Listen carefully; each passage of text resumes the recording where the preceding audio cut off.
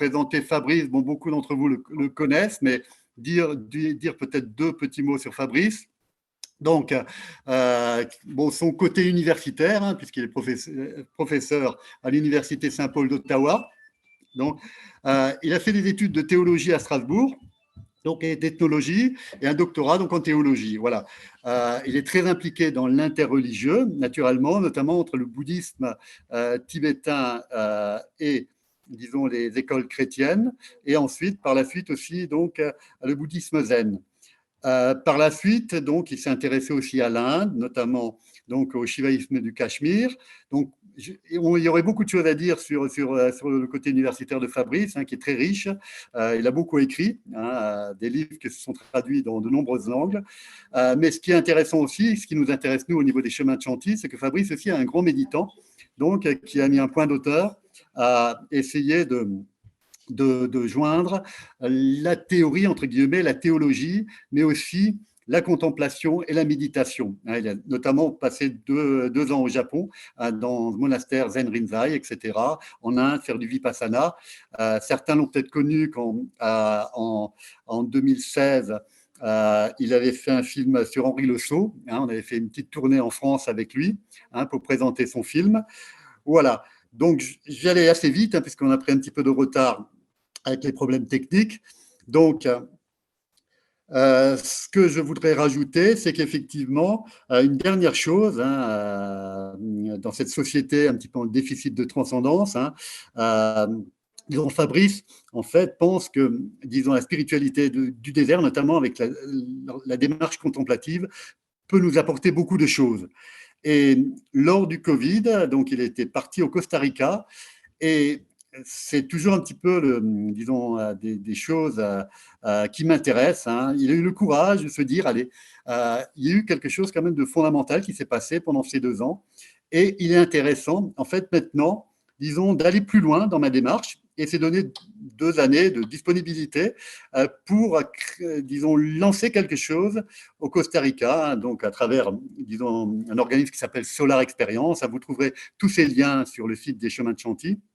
Donc, pour essayer de proposer une théologie autrement, en donnant justement la place qu'elle mérite, disons, à la contemplation, etc.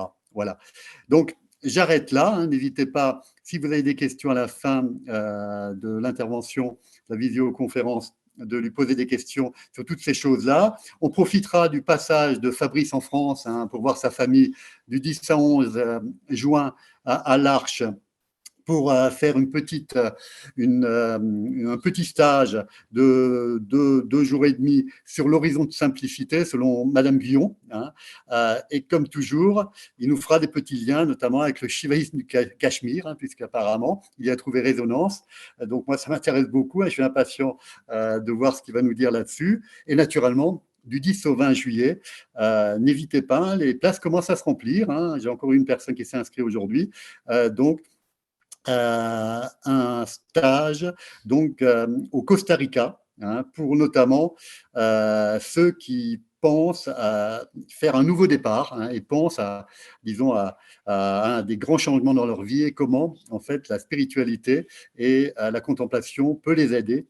Donc, Fabrice a développé toute une démarche là-dessus et c'est vraiment quelque chose de très riche dans un environnement magnifique et propice à ce genre de réflexion. Donc, je vous invite à rapidement prendre contact avec lui. C'est lui qui l'organise. Nous, on essaie de promouvoir un petit peu l'information sur ce beau stage à venir. Voilà. N'hésitez pas aussi en fin de la visioconf de poser des questions là-dessus. Il y répondra. Voilà. Je passe maintenant tout de suite la parole à Fabrice, qui a beaucoup de choses à nous dire sur l'enseignement d'Eckhart Tolle, que certains connaissent, mais il va peut-être nous apprendre pas mal de choses en plus. Voilà. À toi, Fabrice. Merci beaucoup. Merci beaucoup, Joël. Bonjour à toutes et à tous. Est-ce que vous m'entendez bien? Oui. Donc, avant tout, je remercie les Chemins de Chantilly, Claire Dagneau, Joël Striff, pour me donner la possibilité de m'adresser à vous. Et aujourd'hui, j'aimerais vous parler d'Eckhart Tolle et surtout de son enseignement. C'est un des grands maîtres actuels, reconnu comme tel, en tous les cas. il a un enseignement assez, que je trouve direct.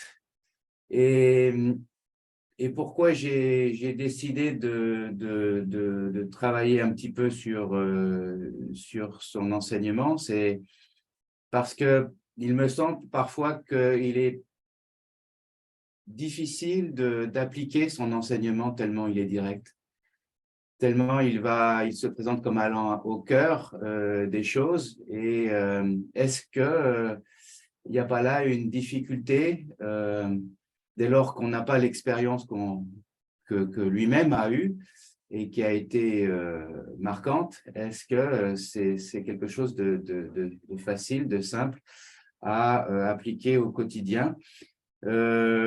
Voilà, alors vous le connaissez probablement toutes et tous, c'est quelqu'un qui a beaucoup de succès, qui a vendu énormément de livres, même s'il n'en a pas écrit beaucoup, c'est quand même étonnant. Il en a écrit quelques-uns, mais à chaque fois, ça a été des best-sellers. Et donc, vous le connaissez probablement. Voilà, donc moi, j'ai retenu quelques points. Alors, on a, j'imagine, 2h30. On a jusqu'à quelle heure, Claire? Là, il est chez vous. Enfin, ici, il est 10h presque et demie du matin. Normalement, en fait, on compte 1h30, donc là on a commencé un petit peu en retard, jusqu'à 7h moins quart, questions compris, je pense. Après, on peut toujours déborder un tout petit peu, mais pas trop, comme c'est le dimanche. Souvent, les personnes ont de la famille après. Donc, maximum 2 heures, disons 1h30, voilà. Pour 1h30, d'accord. D'accord, très bien. Donc, pour préparer cette conférence, eh bien, j'ai relu attentivement, bien sûr, c'est la première chose à faire, son livre qui a été le plus marquant, Le pouvoir du moment présent, The Power of Now. Et mon travail, c'est au fond de rendre compte de cet enseignement de façon systématique, de manière à mieux le comprendre pour soi-même. Et en préparant les différents points qui me semblaient importants à mentionner, j'ai vu que finalement qu'il y avait pas mal de choses à dire et je ne pourrais pas tout dire dans cette première présentation. C'est pour ça qu'il est possible que je fasse une deuxième et pour ceux que ça intéresse, eh bien, je pourrais les mettre au courant ou ils peuvent m'écrire tout simplement s'ils sont intéressés par une deuxième présentation. Mon courriel, c'est FBLEE, Fabrice, donc F, blé, fblé, ou @hotmail.com. Alors, les points que je vais retenir dans cette présentation, il y en a 3. Le premier, c'est les caractéristiques anthropologiques du pouvoir du moment présent. Les caractéristiques anthropologiques, c'est-à-dire comment Eckhart Tolle comprend l'être humain et comment cette compréhension nous aide à saisir notre destinée, notre origine et le processus pour s'éveiller. Et dans un deuxième temps, eh bien, je pourrais parler de finalement quelle voie pour accéder à l'éveil, quels sont les exercices pratiques. Donc, dans un premier temps, c'est de comprendre comment l'humain est constitué et comment cette constitution nous aide à comprendre notre place ici-bas, pourquoi on souffre et comment on peut s'éveiller. Ensuite, justement, les moyens, dans un deuxième temps, pratiques pour connaître cet éveil. Et le troisième point, quels sont les signes que l'on est éveillé ou illuminé, et quels sont les effets secondaires de cet éveil. Les points que je n'aurai pas le temps d'aborder, ce sera les caractéristiques cosmologiques du pouvoir du moment présent. Parce que chez Eckhart Tolle, ce n'est pas simplement la question d'un individu, on n'est pas seulement un individu, on est aussi une personne qui est interreliée à un environnement. à la nature, au cosmos. Et donc, il a une perspective beaucoup plus large que simplement individuelle.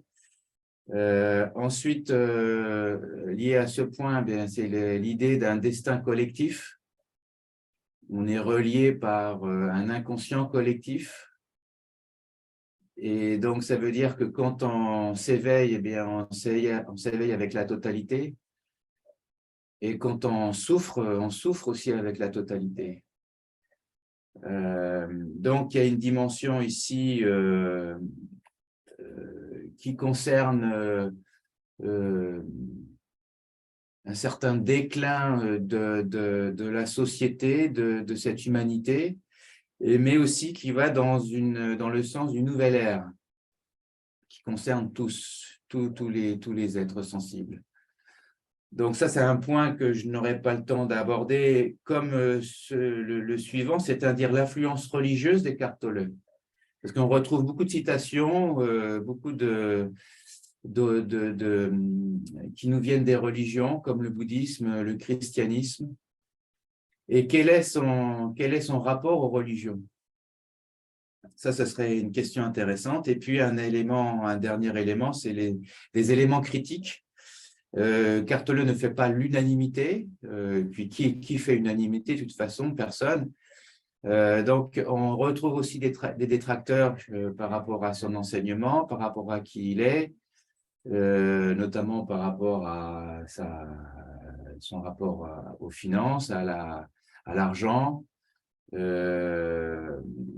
et bien d'autres choses. Donc, le dernier point, c'est éléments critiques et défis théologiques. Ça serait ces 4 points, finalement, caractéristiques cosmologiques, quel destin collectif, influence religieuse, le rapport aux religions et les éléments critiques et défis théologiques. Ça, ce serait des points pour une deuxième présentation. La première présentation, aujourd'hui, c'est une façon d'asseoir les éléments les plus importants qui me semblent fondamentaux pour comprendre un petit peu son enseignement. Est-ce que jusqu'à maintenant, ça va bien? Est-ce que vous me comprenez? Est-ce que c'est assez clair? Très bien. Donc, avant d'aborder le premier point, qui sont les caractéristiques anthropologiques de son enseignement, quelques mots sur le personnage lui-même. Vous le connaissez, et puis c'est facile de retrouver des choses sur Internet, mais malgré tout, quelques petits points. Alors, il est né en Allemagne, Eckhart Tolle, en 1948, ce qui veut dire qu'il aurait 74 ans aujourd'hui, ce qui est assez étonnant parce que quand on le voit en image sur Internet, il fait vraiment très jeune. Enfin, c'est l'impression que j'ai. Et il fait vraiment pas l'âge qu'il a aujourd'hui, en tous les cas, par rapport aux photos qu'on peut trouver. Alors, il a passé les 13 premières années de sa vie en Allemagne et ensuite, il est allé en Angleterre pour faire des études à Londres. Et c'est à l'âge de 29 ans qu'il connaît une expérience extraordinaire et qui va transfigurer sa vie, qui va changer le cours de son existence. Et il dira par rapport à cette expérience, tout ce qui me restait, c'était ma véritable nature, l'éternel je suis, la conscience dans son état vierge avant l'identification à la forme. Donc ça peut nous faire penser à certains personnages qu'on connaît par ailleurs. Il fait partie de ces rares personnes qui ont été foudroyées par la grâce, je peux le dire comme ça. Moi, ça me fait penser à Ramana Maharshi, qui, quand il avait 16-17 ans, pareil, il pensait soudainement mourir et puis il s'est allongé là où il était et finalement, ce n'est pas la mort physique qui est advenue, mais c'est la mort mystique. Et il en a été totalement transformé. Eh bien, on retrouve un petit peu ce cas chez Eckhart Tolle.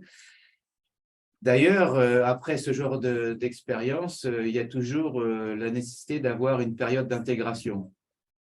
c'est-à-dire qu'il faut intégrer cette grâce, il faut intégrer cette expérience hors du commun. Et c'est ce qu'il a fait.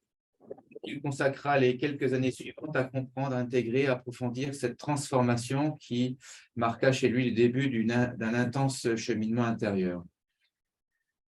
Donc, il écrira plus tard, j'ai appris également à retourner en moi dans ce royaume intemporel et immortel que j'avais au début perçu comme un vide, tout en restant pleinement conscient.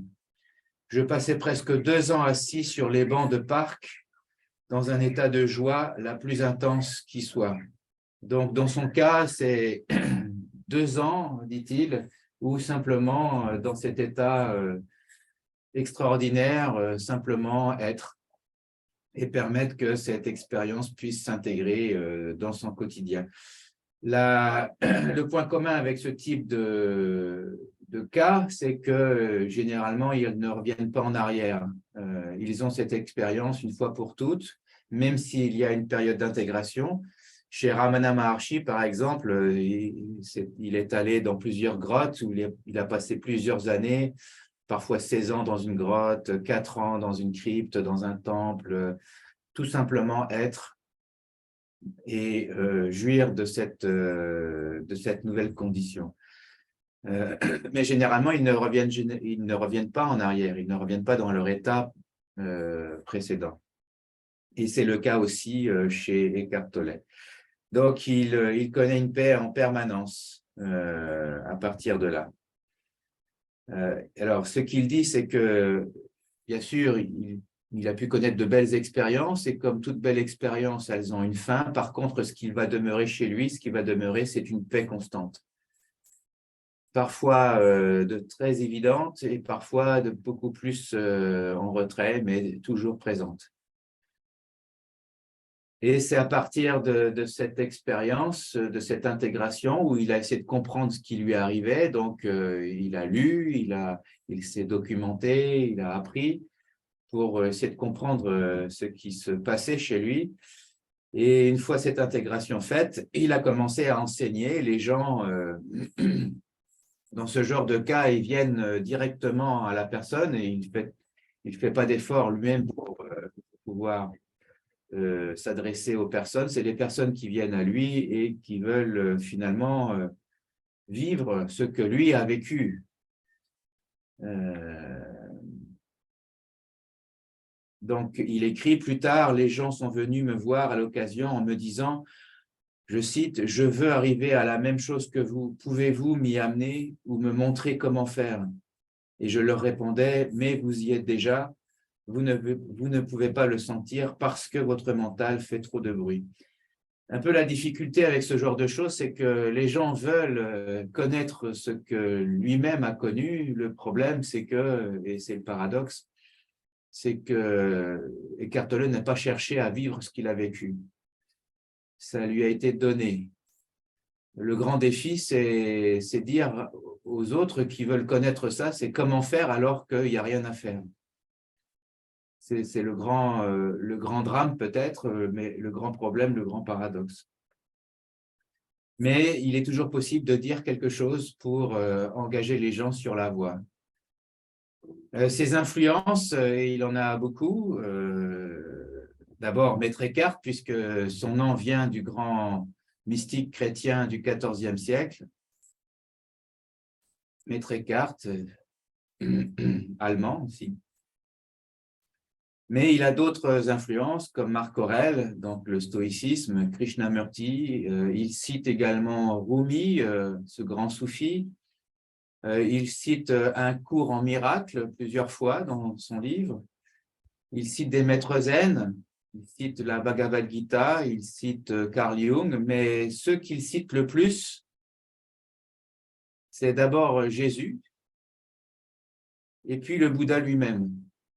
Donc, c'est vraiment ces grandes références. Voilà, c'est un auteur à succès, bien sûr, on l'a dit, plus de 3 millions d'exemplaires vendus, traduits dans plus de 30 langues. Et même s'il n'a pas écrit beaucoup, ses livres ont été un grand succès, à commencer par Le pouvoir du moment présent en français, et La Nouvelle Terre, qui est son deuxième grand livre. Et ce qui est intéressant, c'est que le pouvoir du moment présent est écrit sous forme d'un dialogue. Et ça, c'est un genre littéraire qu'on retrouve beaucoup dans la littérature mystique,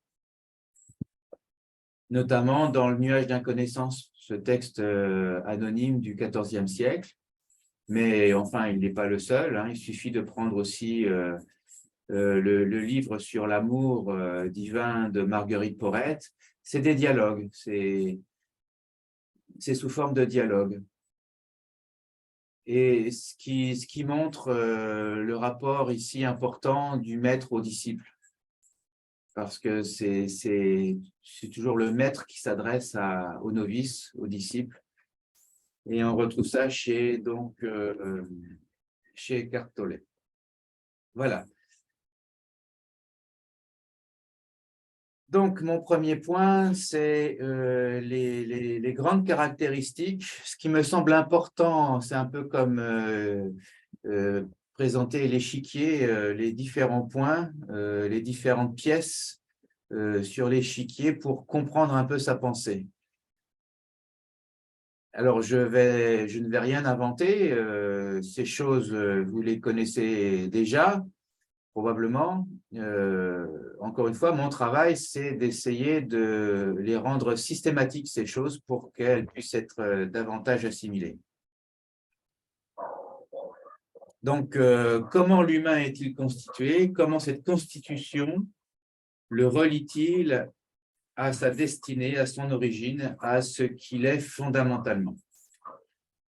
Alors d'abord, au cœur de l'humain, ce que l'humain est fondamentalement, c'est précisément l'être. Alors c'est traduit, je pars de la traduction française, hein, donc l'être. Alors qu'est-ce que c'est l'être? Eh bien, c'est le moi le plus profond. C'est notre nature véritable. Et l'être est dans le même temps essentiellement soi et plus vaste que soi. Ça, c'est intéressant à préciser. Nous sommes fondamentalement cet être, mais cet être est beaucoup plus que ce que nous sommes. Donc, ici, finalement, pourquoi je dis c'est intéressant? Parce qu'on essaye d'éviter, par ce genre de propos paradoxaux, on essaye d'éviter une espèce de panthéisme, c'est-à-dire de dire tout simplement que je suis Dieu. Donc, cet être profond, cet ultime, au cœur de soi, il est essentiellement soi, mais il est beaucoup plus vaste que soi. Alors, j'ai quelques citations qui viennent appuyer ce que je dis. Alors, une, par exemple, c'est celle-ci. « En vous existe », ça vient donc du pouvoir, du moment présent, ce livre. « En vous existe quelque chose qui n'est pas affecté par les circonstances changeantes de votre vie. Et vous ne pouvez y avoir accès que par le lâcher-prise. Ce quelque chose, c'est votre vie, votre être même, qui se trouve éternellement dans le royaume intemporel du présent. Découvrir cette vie-là est la seule chose nécessaire dont parlait Jésus. » Donc l'être est accessible immédiatement pour n'importe qui.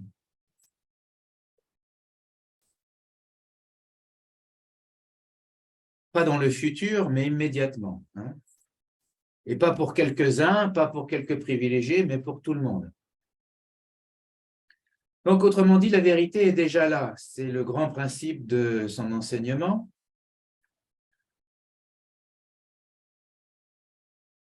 Et puisque la vérité est déjà là, alors comment procéder? Bien, tout simplement par le souvenir. Il faut s'en souvenir. Puisque la vérité est déjà là, et puisqu'on ne la connaît pas, ça veut dire qu'on l'a oubliée. Et comment faire pour la ressaisir? Bien, il faut s'en rappeler. Donc, il y a ici un élément du souvenir qui est très important dans son enseignement et dans le point qui m'intéresse aussi, que je ne pourrais pas vraiment, parce que pour une question de temps ici, le rapport aux autres religions, Eh bien, il y a beaucoup de références au Shivaïsme de Cachemire dans son enseignement, et ça, c'en est un. C'est une des références, c'est-à-dire cette idée du souvenir. L'illumination consiste essentiellement en un acte de souvenir, de se rappeler. Alors, je le cite, « Je ne peux vous faire part d'aucune vérité spirituelle, dit-il, que vous ne connaissiez pas déjà au fin fond de vous, au fond de vous. Tout ce que je peux faire, c'est vous rappeler ce que vous avez oublié. » Donc voilà, il le dit ici explicitement.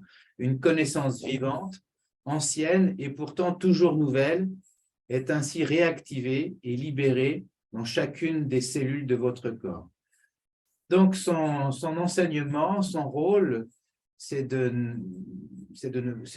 pas de vous annoncer quelque chose de nouveau, de vous proposer une nouvelle technique, c'est simplement de vous orienter vers ce souvenir, ce rappel, que tout est déjà là en vous.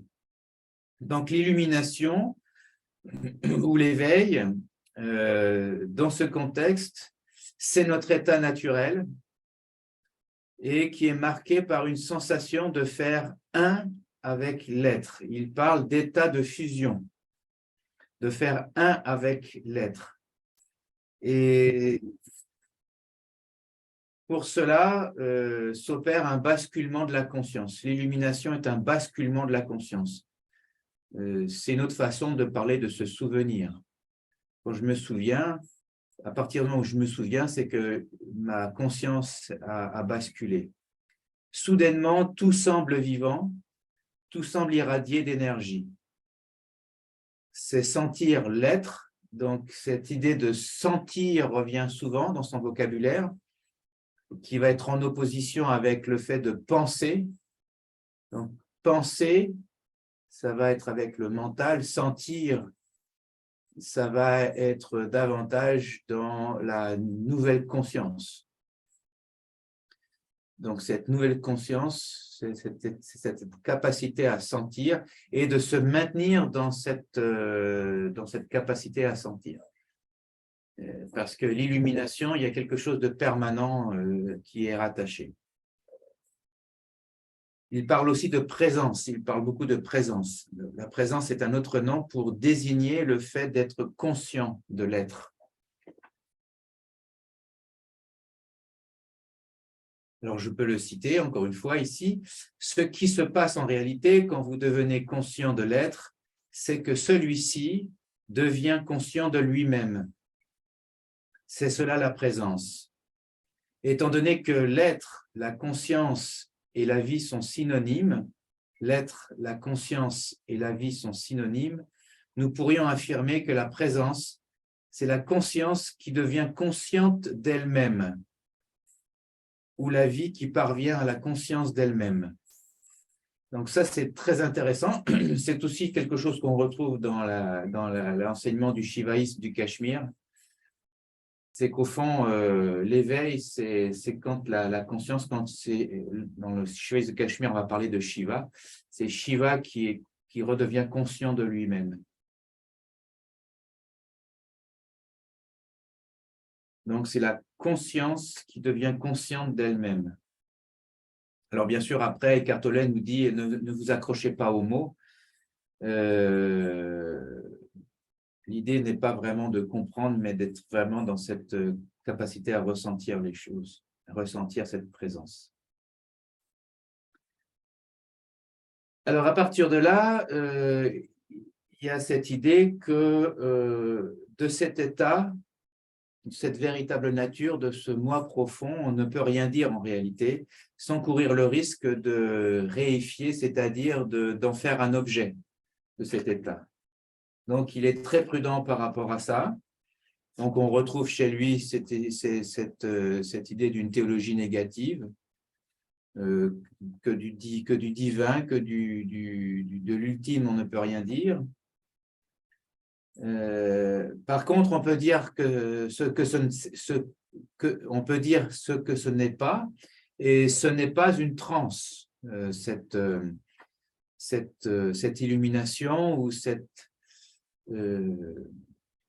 ultime, cette conscience qui a conscience d'elle-même. Ce n'est pas une transe, parce qu'une transe, ça veut dire une perte de conscience précisément. Quand je suis en transe, je suis en perte de conscience, quelle que soit la cause de la transe. Ici, c'est plutôt le contraire, c'est que je suis davantage alerte dans cet état d'éveil. Donc voilà, alors après avoir dit ceci, il est important de comprendre quel est l'obstacle finalement à l'illumination. Quel est l'obstacle à l'éveil? Eh bien, pour Eckhart Tolle, c'est le mental.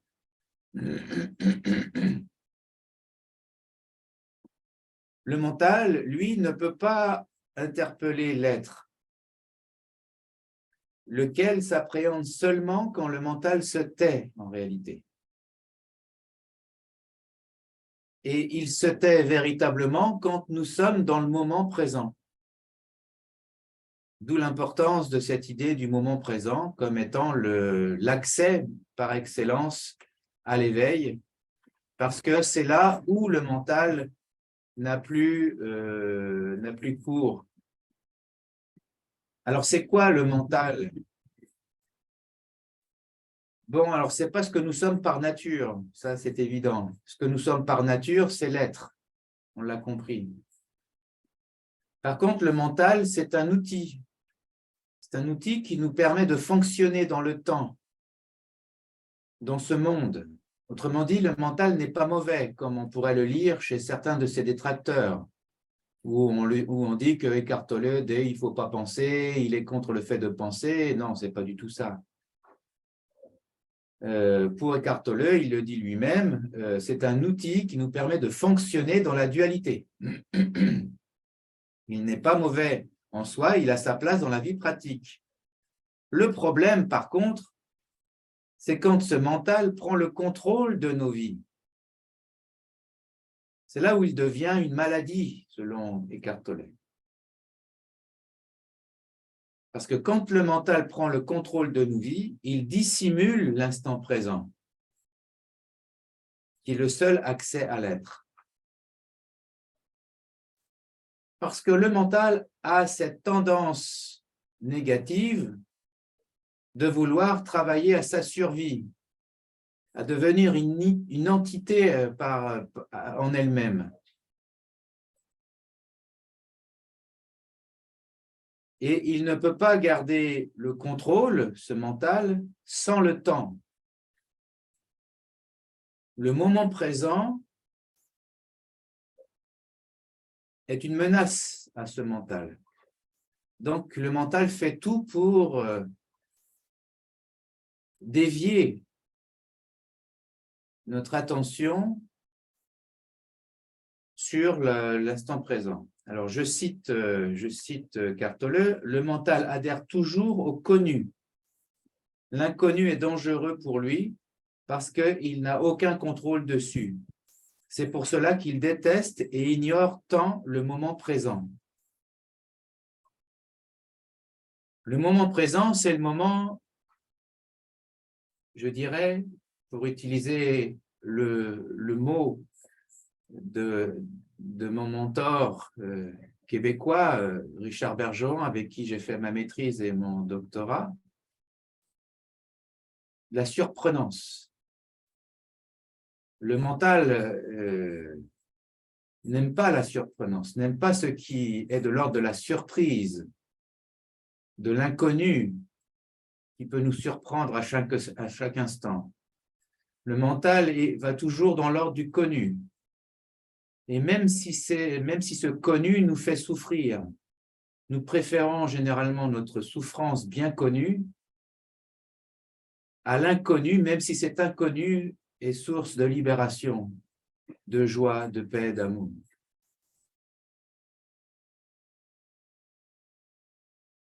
Donc, le mental, c'est ce processus quasi indépendant en soi qui va essayer de nous couper du présent. Et bien sûr, va alimenter à partir de là la souffrance, la confusion, Et pourquoi viennent la confusion et la souffrance? Parce que en se coupant du moment présent, on va se couper du potentiel créatif infini de l'être. Ça, je reprends l'expression de Tolle. Le potentiel créatif infini de l'être. Une personne qui est éveillée vit sur ce courant de vie perpétuel, un courant créatif,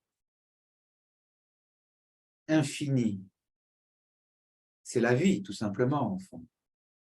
Eh bien, le mental fait en sorte que cette source ne coule plus, qu'elle soit obstruée. Et c'est pour ça qu'on va vivre ensuite que par rapport à nos petites décisions, que par rapport à nos petits intérêts, etc., coupés de la source. Là, je le cite encore. Dans l'état de conscience normale non éveillé, c'est-à-dire quand on s'identifie au mental, le pouvoir et l'infini potentiel créatif qui sont dissimulés dans le présent sont complètement éclipsés par le temps psychologique. Votre vie perd alors sa vitalité, sa fraîcheur et son sens de l'émerveillement. Et dans ce cas, pour Eckhart Tolle, le mental devient destructeur de soi et du monde. Il emploie le mot monstre pour parler du mental. S'il régit tout, il finit par tout détruire, y compris son hôte. On serait comme un parasite au fond. Le mental repose sur, maintenant, un autre concept arrive, sur les pensées. La pensée est un autre élément important dans son vocabulaire qui est différent de la conscience. Au fond, la pensée, c'est un petit aspect de la conscience. C'est un aspect tout à fait réduit de cette conscience infinie qui nous habite et que nous sommes. Mais la pensée demeure malgré tout un élément de cette conscience, mais c'est cette conscience totalement réduite à cause de l'ignorance. La pensée est à l'origine des étiquettes que l'on colle à soi, aux autres, des jugements, de tout ce qui n'est pas la réalité telle qu'elle est. La pensée ne peut pas voir la réalité telle qu'elle est. La pensée elle ne peut que penser les choses à partir d'une interprétation, je dirais. Donc, elle se pose comme un écran entre soi et soi-même. La pensée est comme un écran entre soi et soi-même, entre soi et les autres, entre soi et la nature, entre soi et le divin. Donc, on voit toujours les choses avec des lunettes particulières, avec un filtre particulier. Et ça, c'est la pensée, on ne peut pas faire autrement. Et cette pensée, cet écran est fait de jugements, est fait d'étiquettes. Et cet écran, c'est ce qui constitue l'ego, c'est-à-dire le faux moi créé par le mental. Alors, je le cite, il se résume l'ego à l'activité mentale et ne peut se perpétuer que par l'incessante pensée. Le terme ego signifie diverses choses pour différentes personnes. Mais quand je l'utilise ici, il désigne le faux moi créé par l'identification inconsciente au mental. Donc, l'ego, c'est l'identification, ou c'est ce faux moi, c'est cette fausse entité, c'est cette entité que je crois être, qui est créée par l'identification inconsciente au mental. Et là, il y a deux autres termes qui sont rattachés à celui-ci, c'est l'idée de négativité et de résistance à ce qui est. L'ego existe donc sur un perpétuel mode de résistance et joue de faux rôles pour masquer sa prétendue faiblesse. notre prétendue faiblesse, qui en vérité est notre force. Toute négativité est résistance. Dans ce contexte, les deux termes sont presque synonymes. La négativité va de l'irritation ou de l'impatience à la colère féroce. La négativité va de l'irritation ou de l'impatience à la colère féroce, d'une humeur dépressive ou d'un sombre ressentiment ou désespoir, au désespoir suicidaire. Donc, parfois, la résistance déclenche le corps de souffrance et dans ce cas-là, celui-ci peut générer une puissante négativité comme la colère, la dépression ou un profond chagrin, même si le catalyseur est infime. Donc, c'est ce mental auquel on s'identifie, c'est ça notre ego, et cet ego est toujours en résistance à ce qui est, et c'est ce qui crée la souffrance. C'est ce qui crée nos émotions négatives parce qu'on ne se rappelle pas de la réalité telle qu'elle est. On s'est identifié à un écran qu'on a mis entre soi et le monde.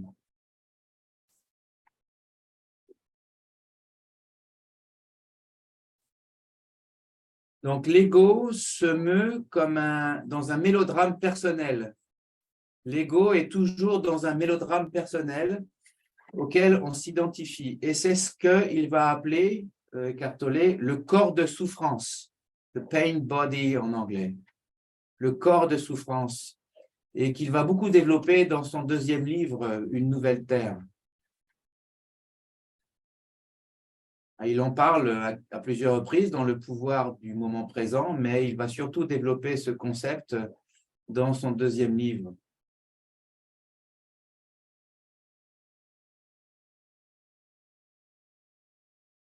Donc, cette souffrance accumulée est un champ d'énergie négative qui habite votre corps et votre mental. Si vous la considérez comme une entité invisible à part entière, vous n'êtes pas loin de la vérité. Il s'agit du corps de souffrance émotionnelle. Et il a deux modes d'être. Il peut être latent ou actif. Donc, ce corps de souffrance peut être réactivé très facilement par une réflexion qui se rapporte à un problème de votre enfance ou un complexe psychologique. Et donc, il est facile parfois de se transformer et à l'étonnement de soi et des autres autour de nous, hein, parce que telle ou telle chose aura été dite, par exemple, ou faite, et c'est ce corps de souffrance, au fond, qui est là, latent, prêt à être réactivé à n'importe quel moment et à toujours nous engager dans un cercle infernal de souffrance.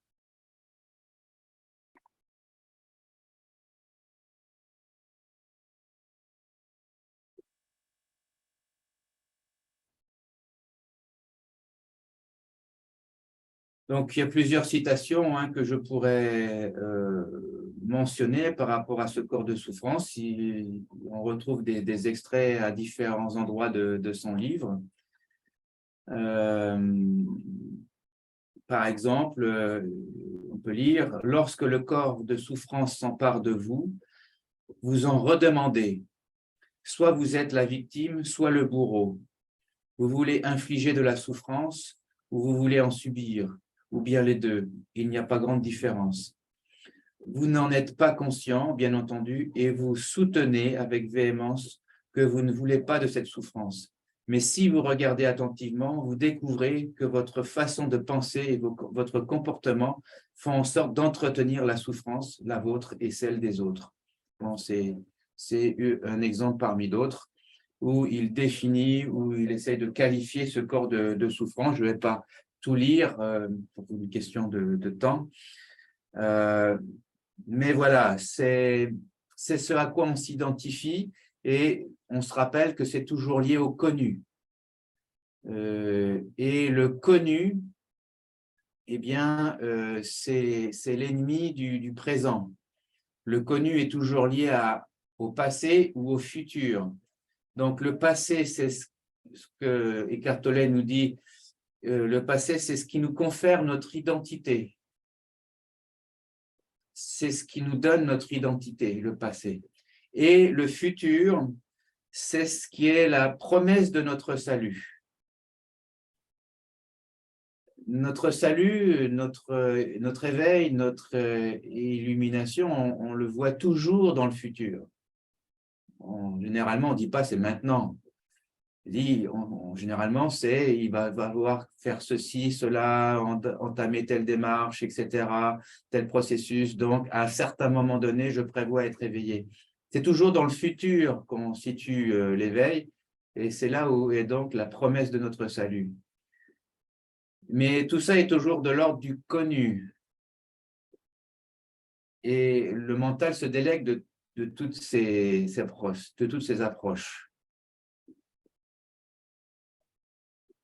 Et il nous fait croire que notre salut est pour bientôt.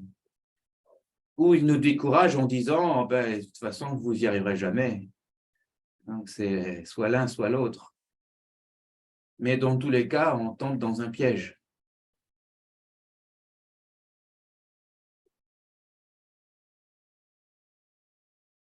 Donc, le mental offre des résistances à l'éveil et toutes ces tentatives de guérison et sa quête viennent de l'ego. Le mental fait partie du problème. Ça, c'est très intéressant parce que ça veut dire que dans le processus spirituel, dans cet univers spirituel, dans le cheminement spirituel, l'ego peut avoir, ou ce qu'il appelle l'ego en tout cas, peut avoir un rôle à jouer très important et finalement très contre-productif en nous faisant croire quelque chose en termes de processus spirituel, etc. Mais au fond, c'est une stratégie de l'ego.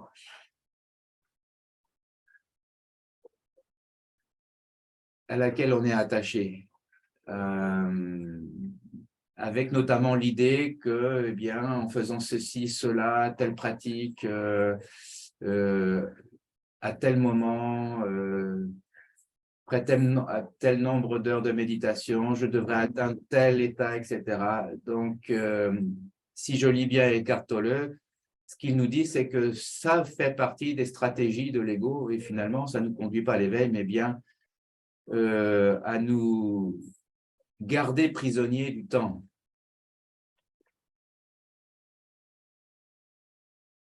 L'ego alimente ce que j'appelle les maladies spirituelles en résonance avec une conférence que j'ai pu donner à plusieurs reprises sur les maladies spirituelles selon les pères du désert.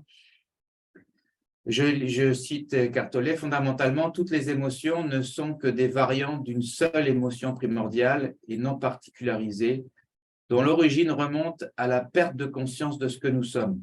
Parce que le grand problème pour Eckhart Tolle, c'est le fait d'avoir perdu conscience de ce que nous sommes. Dans le bouddhisme, on parlerait d'ignorance. Donc, j'ai perdu la conscience de ma nature véritable. Donc là, ils se rejoignent beaucoup ici, le Bouddha et Eckhart Tolle.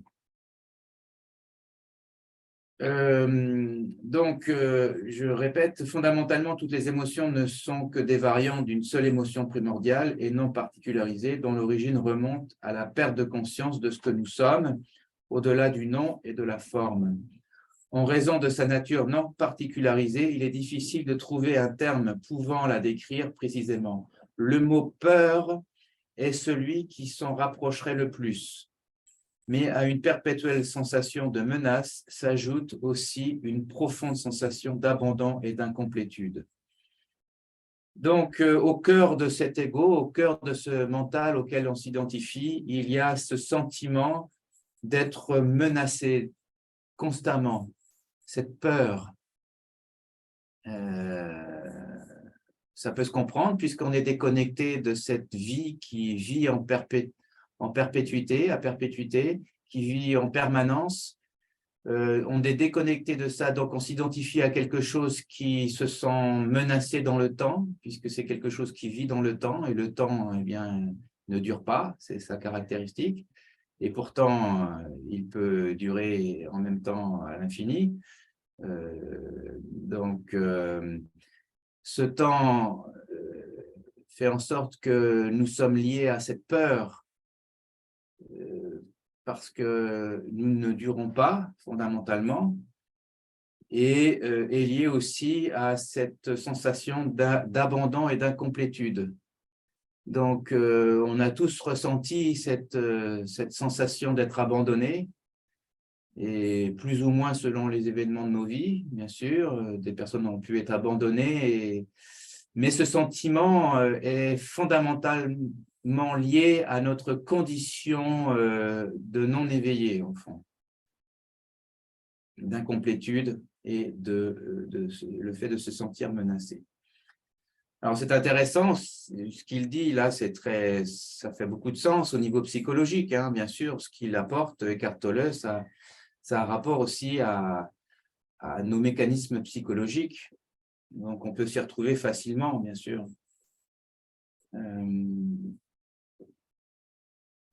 Alors, je le cite encore, s'il est conscient, il se manifeste sous la forme, si cette sensation de peur est consciente, ça se manifeste sous la forme du sentiment dérangeant et permanent d'être insignifiant, ou pas assez bien.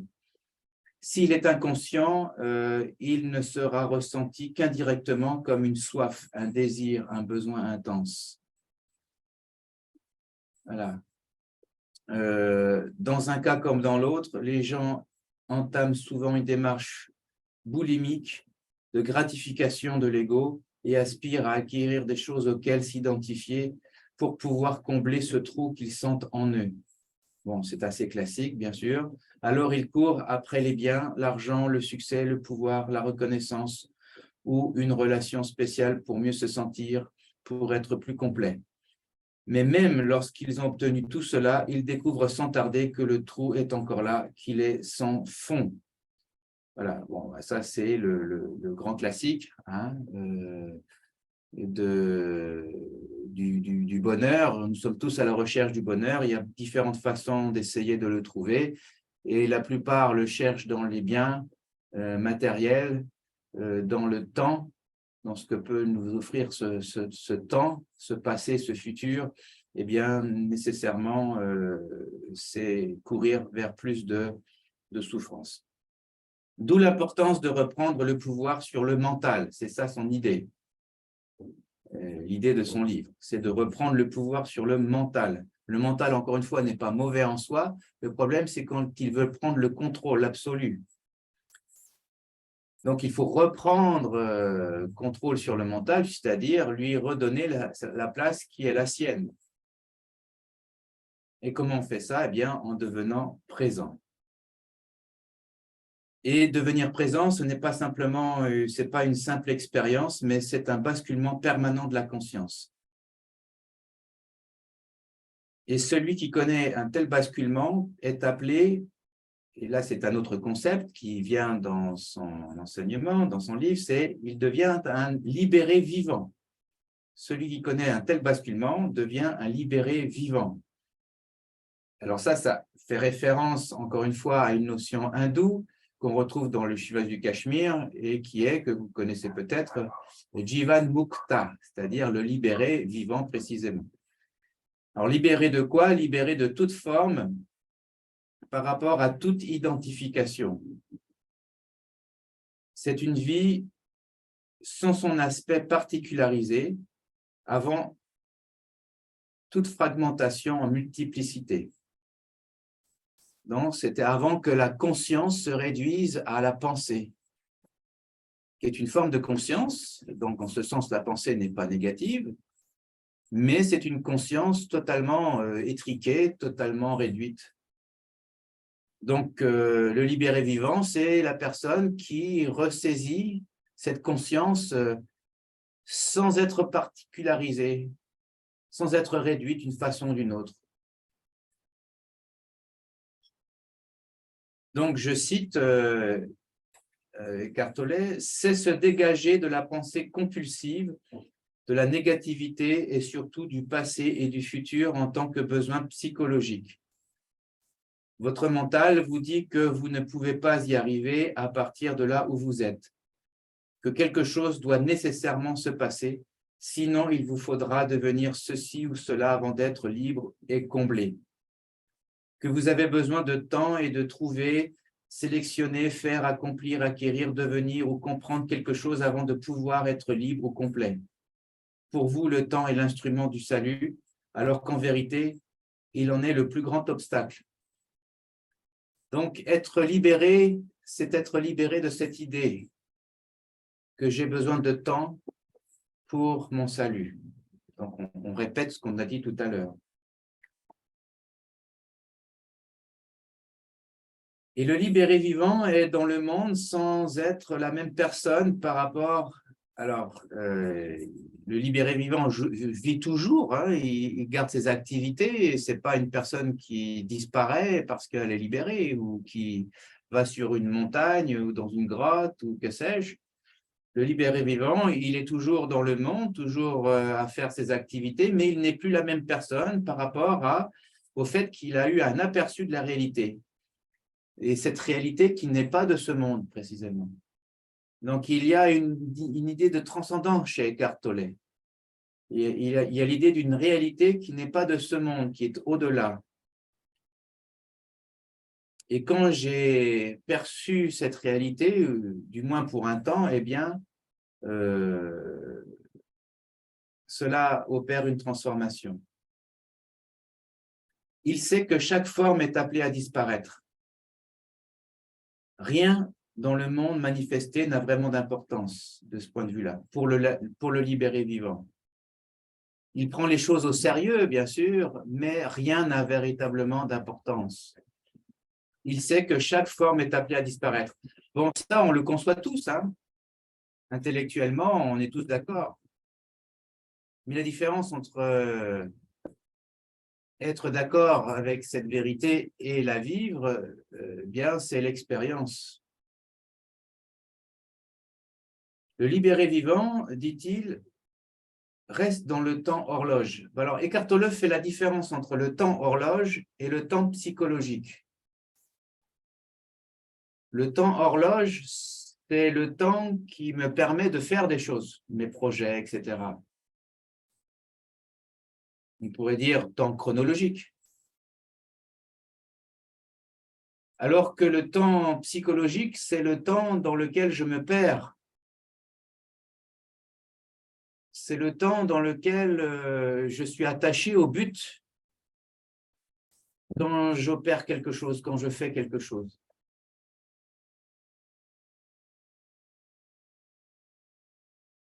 Alors, le libéré vivant, il reste dans le temps horloge, mais il est libéré du temps psychologique. Alors, pour mieux comprendre un petit peu cette différence, je vais lire un extrait du livre de Eckhart Tolle.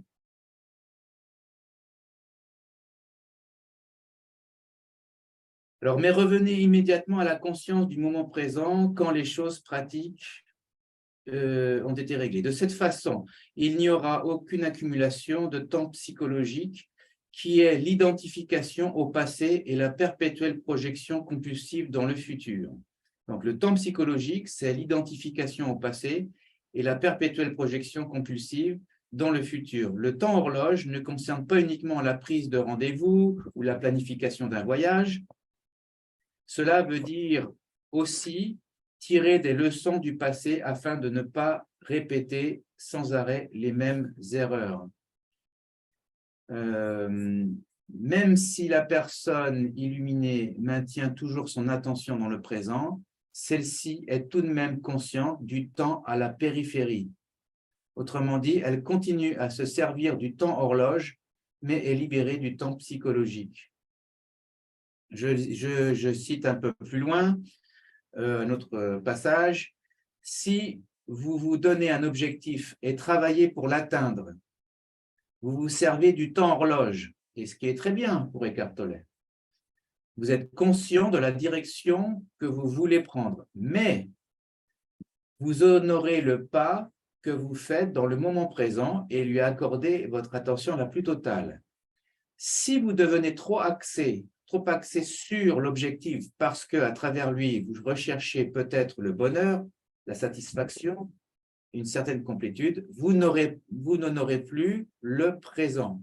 Celui-ci se réduit à un tremplin pour le futur sans aucune valeur intrinsèque. Le temps horloge se transforme en temps psychologique. Votre périple n'est plus une aventure, mais seulement un besoin obsessionnel d'arriver quelque part, d'atteindre quelque chose, de réussir. Donc ça, c'est très intéressant, hein, et puis je trouve très importante cette phrase.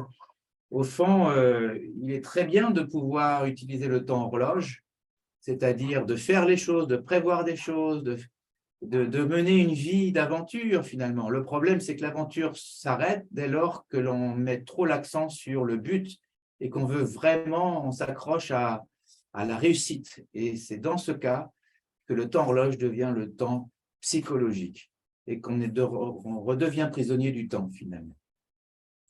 Et que le présent finalement nous échappe à nouveau.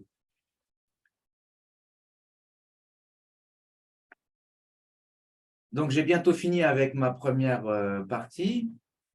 La libération repose donc sur la conscience, la présence consciente. Et là, je cite Eckhart Tolle, qu'est-ce que le pouvoir de l'instant présent, hein, qui est l'objet de tout son livre finalement, qu'est-ce que le pouvoir de l'instant présent? Eh bien, ce n'est rien d'autre, dit-il, que le pouvoir de votre présence, de votre conscience libérée des formes pensées. Et je le cite toujours, les négativités peuvent donner des messages pour changer des choses dans nos vies, mais ces changements ne sont qu'esthétiques s'ils n'ont pas leur origine dans un nouveau niveau de conscience. D'où leur grand message à ces négativités, devenir plus présent. Quand vous avez atteint un certain degré de présence, la négativité n'est plus nécessaire pour savoir ce dont vous avez besoin dans votre vie. Ça, c'est intéressant parce que parfois, quand on a un problème, on nous dit il y a un message. Par exemple, quand le corps, il y a une douleur dans le corps à tel ou tel niveau, certains spécialistes ont vu dans ces douleurs des messages que le corps nous délivre et le corps ne ment jamais. Mais ce que nous dit au fond Eckhart Tolle, c'est que ces messages ne sont qu'esthétiques et n'ont pas véritablement d'impact s'il ne nous conduit pas à redevenir présent. Et que le grand message finalement de toutes les douleurs, de toutes les souffrances que l'on connaît, ce serait de nous dire retourne à cette présence, retourne à cette présence qui est consciente d'elle-même, retourne à ce moment présent.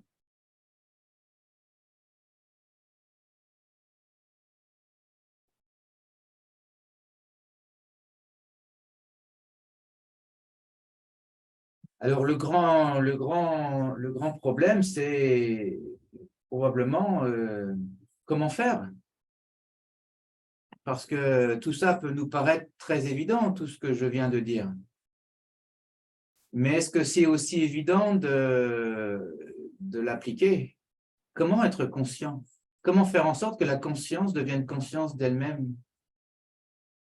Est-ce que ça va jusqu'à maintenant? Je mets fin à ma première partie en disant ça.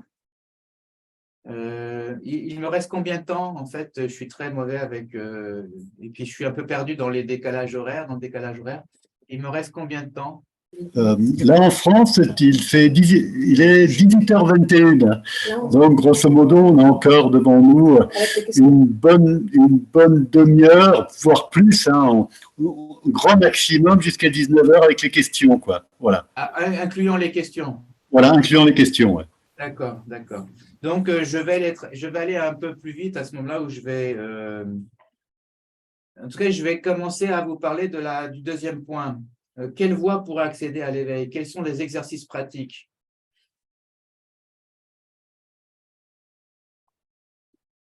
Une fois qu'on a posé tous ces éléments et essayé de comprendre un petit peu la dynamique d'Eckhart Tolle, comment les choses fonctionnent.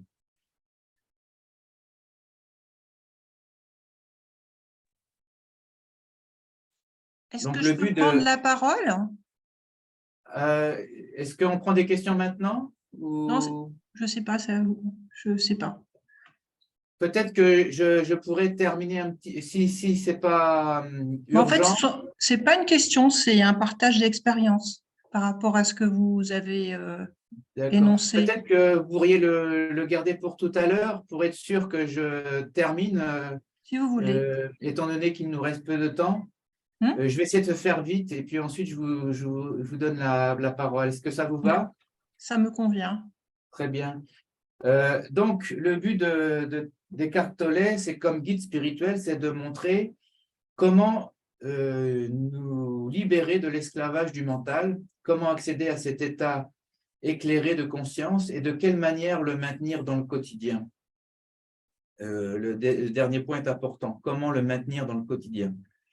Parce que pour Eckhart Tolle, ce n'est pas seulement avoir une belle expérience du moment présent, c'est en fait que cette paix, cette joie rayonnent constamment. Il y a une dimension de permanence ici.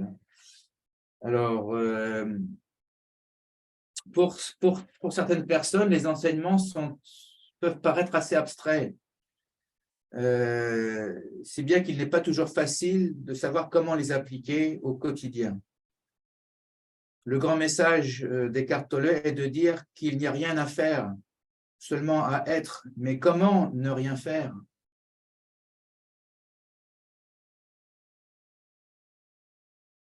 C'est le grand problème avec ces personnages, ces grands personnages qui ont connu ce foudroiement, cette illumination alors qu'ils ne la cherchaient pas. Et pour eux, c'est donné. Donc, il s'agit pour eux simplement d'être conscients de ce qu'ils vivent pour pouvoir ensuite parler et transmettre. Mais ce n'est pas généralement le cas de la personne qui écoute. Donc, comment ne pas faire? Comment ne rien faire? Alors, la première chose qu'on peut dire, c'est le salut n'est pas dans le temps.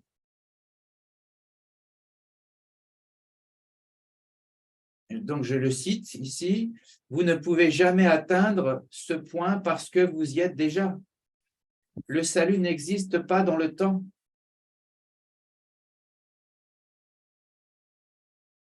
Vous ne pouvez pas être libre dans le futur, puisque la clé de la liberté, c'est la présence. Vous ne pouvez être libre que dans l'instant présent. Ensuite, un autre point, c'est que seule l'expérience libère. Je le cite, vous oubliez un point, vous oubliez un fait essentiel. Derrière le plan des apparences physiques et de la diversité des formes, vous ne faites qu'un avec tout ce qui est. Et quand je dis vous oubliez, je veux dire que vous ne pouvez plus sentir cet état d'unité comme étant une réalité qui coule de source. Il se peut que vous la croyez vraie, mais vous l'appréhendez comme telle, mais vous ne l'appréhendez plus comme telle. Une croyance peut certes vous réconforter, par contre, seule l'expérience peut vous libérer. Donc, je peux croire tout ce que j'ai mentionné dans le premier point, mais ça peut me réconforter, mais ça ne peut pas faire plus que ça. Seule l'expérience peut m'apporter cette liberté, mais cette expérience ne peut être que donnée. C'est là encore le grand défi ici. Alors, bien sûr, c'est donné, mais il nous dit quand même un troisième point intéressant, c'est qu'il y a une collaboration nécessaire. C'est une question de perspective, dit-il. Il s'agit en réalité du même et unique processus. Étant donné que vous ne faites qu'un avec la totalité de la conscience, il vous est impossible de dissocier les deux. Mais il n'existe aucune garantie absolue que les humains y arriveront. Ça, c'est intéressant ce qu'il dit ici. C'est qu'il dit on n'est pas sûr d'arriver à l'illumination, on n'est pas sûr d'arriver à l'éveil. Ce processus n'est pas automatique ni inévitable. Rien n'est donné, dit-il au fond ici. Rien n'est sûr. Votre collaboration, en fait, intégralement est intégralement et essentiellement partie. Donc, il nous dit il importe de collaborer avec le processus, malgré tout. peu importe l'angle sous lequel vous considérez la chose, il s'agit d'un saut quantique dans l'évolution de la conscience et de notre seule chance de survie en tant que race. Donc ça, c'est un autre point que je ne pourrais pas aborder ici, qui concerne le destin collectif de la race humaine. Donc, il nous dit, le salut n'est pas possible dans le temps. Voilà. Ensuite, que seule l'expérience libère, mais que cette expérience, finalement, elle nous est donnée, mais qu'en même temps, il faut collaborer. Il nous dit ensuite que ce qui importe, c'est de transformer le corps de souffrance en conscience. De transformer le corps de souffrance en conscience.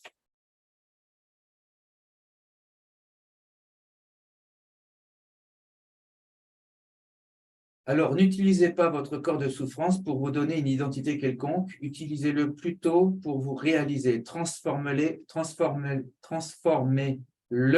en conscience. Quel que soit ce premier signe, saisissez-le, c'est-à-dire le signe où le corps de souffrance est activé. Saisissez-le, ce signe, avant qu'il ne prenne le contrôle de vos pensées, de votre comportement. Autrement dit, dirigez toute votre attention sur lui. S'il s'agit d'une émotion, sentez-la, sentez la forte charge énergétique qui l'anime et sachez qu'il s'agit du corps de souffrance. En même temps, soyez celle qui reconnaît. Soyez consciente de votre présence et sentez-en la force. Toute émotion éclairée par votre présence se dissipera promptement et se transformera. S'il s'agit d'un symptôme purement physique, l'attention que vous lui accorderez l'empêchera de devenir une émotion ou une pensée. Donc, ce qu'il nous dit ici, c'est véritablement, encore une fois, c'est la prise de conscience, d'être conscient. Ce qui nécessite d'être bien ancré.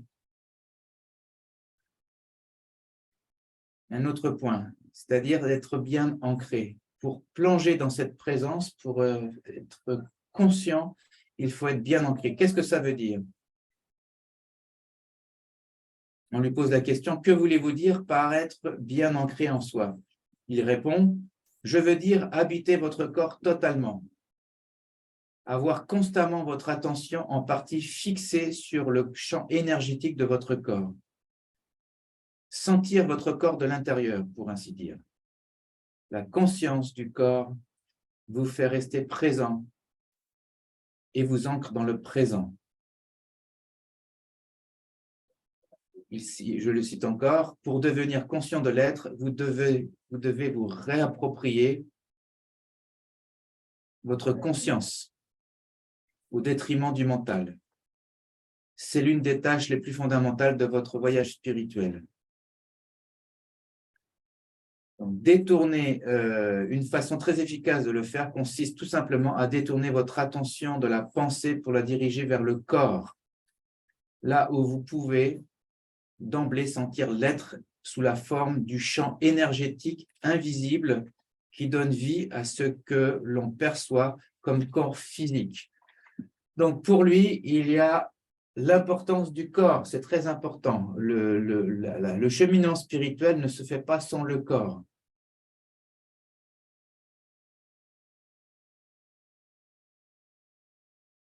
Le corps est un élément important. Le corps n'est rien en soi, il est important parce qu'il nous met en contact avec le corps énergétique ou ce qu'il appelle le corps subtil,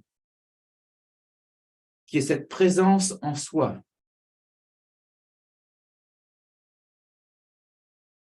Être conscient, ça veut dire être constamment connecté, c'est-à-dire en contact, en conscience de ce corps subtil.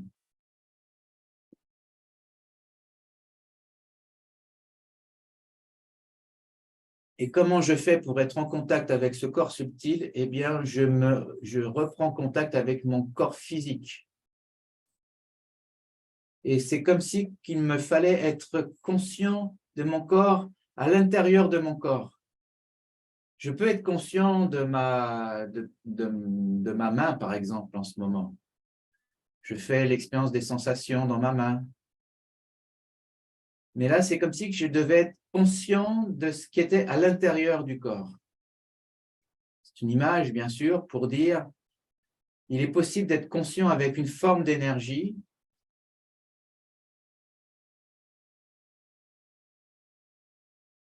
et plus je suis conscient de cette forme d'énergie, plus cela devient facile et plus le mental s'éclipse et plus je suis dans le moment présent.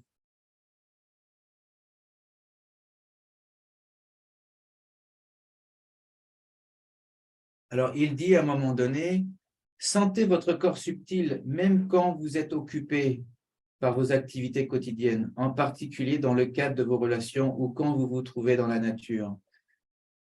L'objectif du pouvoir du moment présent, c'est d'être conscient de cette présence constamment. Et quoi que je fasse, je dois rester en conscience. Donc, être conscient de ce que je fais.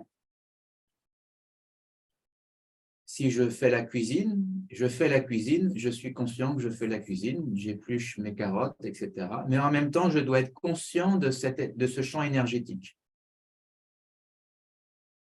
Et plus je serai conscient, plus ça va être facile pour moi d'être connecté à ce champ énergétique et plus je serai constamment dans le moment présent.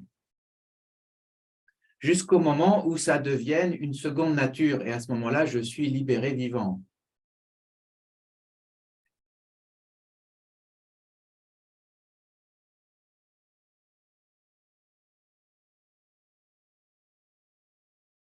Un autre point qu'on pourrait mentionner sur la voie pour accéder à cet éveil, eh bien, pour Eckhart Tolle, ce n'est pas très important de fouiller dans l'inconscient, de retourner dans le passé, essayer de comprendre les choses de façon analytique, comme on le fait en thérapie.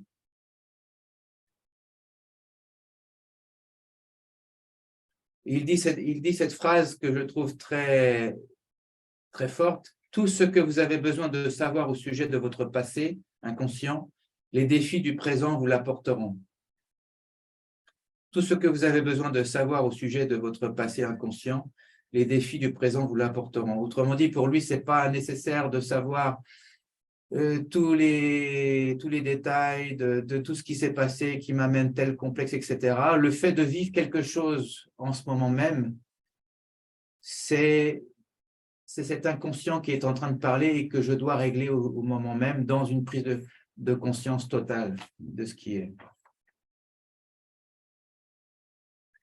Il continue, si vous commencez à fouiller votre passé, ce sera un trou sans fond, car vous trouverez toujours autre chose. Vous croyez peut-être qu'il faut plus de temps pour comprendre le passé ou vous en libérer, donc que le futur finira par vous en délivrer. Cela est illusion. Seul le présent peut vous amener à cela. Vous ne pouvez vous défaire du temps en y mettant du temps. Vous ne pouvez vous défaire du temps en y mettant du temps. Sachez accéder au pouvoir de l'instant présent, c'est la clé. Et puis, un autre élément, je ne vais peut-être pas tous les mentionner, et je regarde l'heure. Un autre élément, c'est de ne pas chercher ailleurs, mais d'accepter ce qui est là. Il n'y a pas de meilleur lieu que le lieu où nous sommes présentement, dans le présent.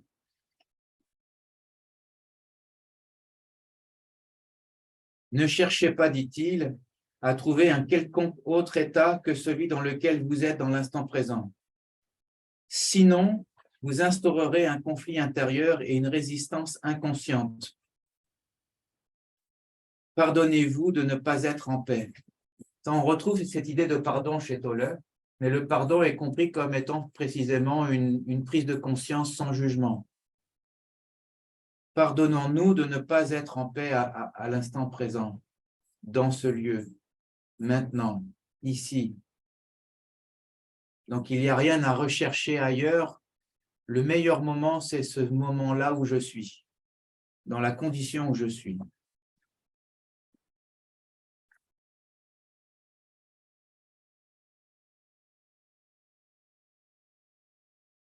Un autre élément qu'il mentionne et que je trouve intéressant, c'est qu'il nous parle du chemin de croix. C'est un concept très chrétien. Il nous dit que la souffrance, pour la plupart des gens, est un passage obligé.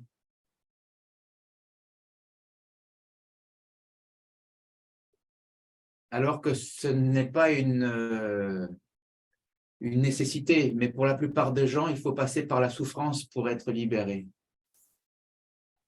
Il écrit à cette époque-ci, et pour la majorité inconsciente des humains, le chemin de croix reste encore la seule voie. Ces humains ne pourront se réaliser qu'en connaissant davantage de souffrance, et il est prévisible que l'illumination en tant que phénomène collectif sera précédée d'immenses bouleversements. Mais il dit qu'il est possible d'être éveillé sans cette souffrance, mais que pour l'instant, le niveau de conscience n'en est pas là, et qu'il faut passer par des affres, par beaucoup de souffrances pour connaître la libération. Ça, c'était un élément que je trouvais intéressant à mentionner. Et puis ensuite, si nous sommes dans la difficulté d'être conscients de notre champ énergétique, s'il est difficile pour nous d'être bien ancrés dans notre corps physique, alors il conseille des petits exercices pour nous aider à cela. Donc, vous allez retrouver dans son livre des petits exercices, notamment se concentrer sur la respiration, où il va donner quelques méthodes de visualisation. Voilà. Alors, je ne rentre pas dans le détail ici. Et ensuite, il va parler de portes d'accès. Il y a des portes d'accès à cette conscience qui est conscience d'elle-même, à cet éveil. Il y a des portes d'accès, il en mentionne plusieurs. Alors, je ne vais pas les passer les unes après les autres, ça prendrait trop de temps. Mais on peut les retrouver dans son livre. Par exemple, observer ce qui se passe maintenant, pour lui, c'est une porte d'accès à cet éveil. Donc, il écrit ceci: prenez l'habitude de vous poser la question suivante: qu'est-ce qui se passe en moi en ce moment? Cette question vous indiquera la bonne direction. Mais n'analysez pas, dit-il. Contentez-vous d'observer. Transformez votre attention vers l'intérieur. Sentez l'énergie de l'émotion. S'il n'y a aucune émotion, soyez encore plus profondément attentif à votre champ énergétique, à l'intérieur du corps. C'est la porte d'accès à l'être. Vous voyez, ça c'est un exemple. Puis il dira aussi que, il y en a plusieurs comme ça, et il dira que, et c'est des éléments que je pourrais reprendre en parlant des influences religieuses, parce qu'on retrouve ces exercices qu'il propose comme porte d'accès dans le Shivaj du Cachemire. C'est intéressant. Je ne serais pas étonné qu'il ait pu lire certains traités de cette tradition. Parce que parfois, c'est tellement proche que ce serait une drôle de coïncidence. Mais il va aussi mentionner comme porte d'accès la mort physique. Et là, par contre, c'est une répétition de ce qu'on retrouve dans le Bardo Thodol ou dans le bouddhisme tibétain concernant la mort. C'est intéressant. Il dit, à part le sommeil profond sans rêve, dont j'ai déjà parlé, il existe une autre porte d'accès non volontaire. Non volontaire. Celle-ci s'ouvre brièvement au moment de la mort physique. Même si vous avez raté toutes les autres occasions de réalisation spirituelle au cours de votre vie, une dernière porte s'ouvrira pour vous immédiatement après la mort du corps. Un nombre incalculable de gens ont rapporté avoir vu de leurs propres yeux cette porte sous forme de lumière radieuse et être revenus de ce qui est communément appelé une expérience de mort imminente. Ce portail au non manifeste ne s'ouvre que très brièvement, et à moins d'avoir déjà connu la dimension du non manifeste au cours de votre vie, il est fort probable que vous passerez à côté. Et ça, c'est exactement ce que dit le bouddhisme tibétain. C'est exactement ce qui est écrit dans le livre des morts du bouddhisme tibétain. C'est une porte qui nous est offerte. Au moment de la mort, on peut être illuminé, mais étant donné qu'on n'a pas travaillé spirituellement de notre vie, étant donné que les conditionnements sont très forts, eh bien, cette porte va se refermer, on va tomber dans une inconscience. C'est ce que dit Eckhart Tolle. La plupart des gens ont accumulé en eux trop de résistance, trop de peur, trop d'attachement aux expériences sensorielles et trop d'identification au monde manifeste. Alors, quand ils sont sur le seuil du non-manifeste, ils s'en détournent par peur et perdent ensuite conscience. C'est ce qui se produit par après en grande partie, ce qui se produit par après est en grande partie involontaire automatique. Alors, ouais, quand dans la mort, cette porte s'ouvre, dans la mort physique, cette porte s'ouvre, étant donné nos conditionnements, eh bien, elle va se refermer, on va tomber dans l'inconscience. Et ensuite, eh bien, ce que dit le bouddhisme tibétain, c'est que la suite dépend de notre karma. Et nous sommes comme une feuille qui est balancée dans le vent et nous n'avons pas de prise de décision réelle sur les renaissances futures. Donc ça, c'est un élément intéressant qui résonne avec le bouddhisme tibétain. Il y a d'autres portes d'accès à cette conscience. C'est les livres, les mots. Donc, c'est un élément qu'on retrouve aussi dans le Shivas du Cachemire, c'est que les livres peuvent avoir un pouvoir spirituel très grand. Et il le dit par rapport à ces livres, que ces livres peuvent transmettre cette énergie, peuvent transmettre cette capacité à devenir conscient. Et bien sûr, l'autre point, c'est le maître spirituel. Le maître spirituel, et il se voit dans ce rôle. Et il écrit, par exemple, à plusieurs reprises, dit-il, « Je m'efforce de vous entraîner à ma suite dans cet état intemporel et d'intense et consciente présence dans l'instant présent afin que vous ayez un avant-goût de l'illumination. » Ça, c'est le rôle du maître ici.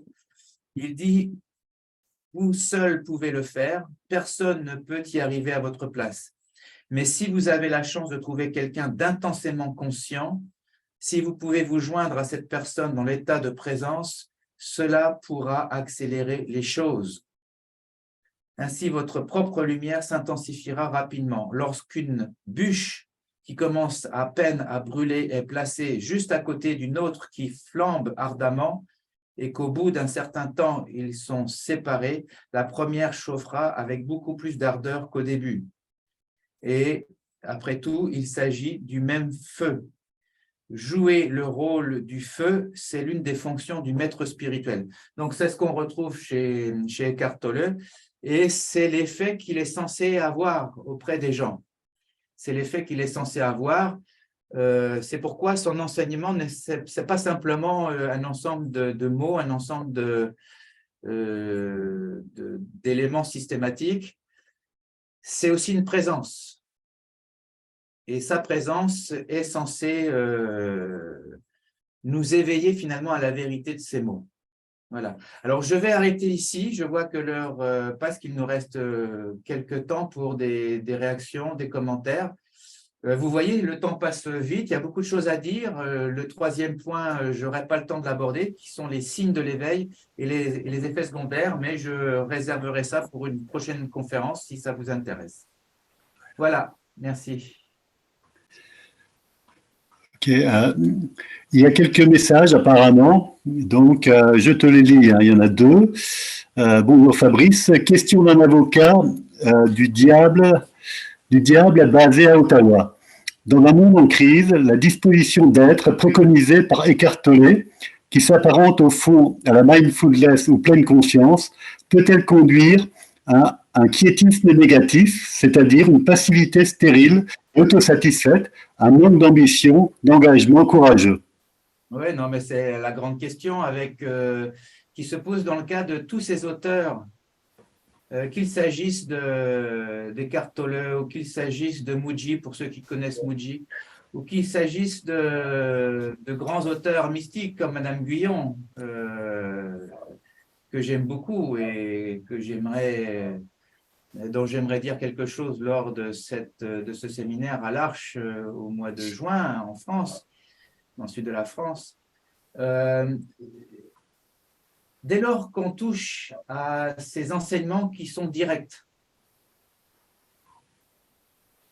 délivrés par des personnes qui ont été touchées directement par la grâce et qui souvent n'ont rien demandé ou très peu.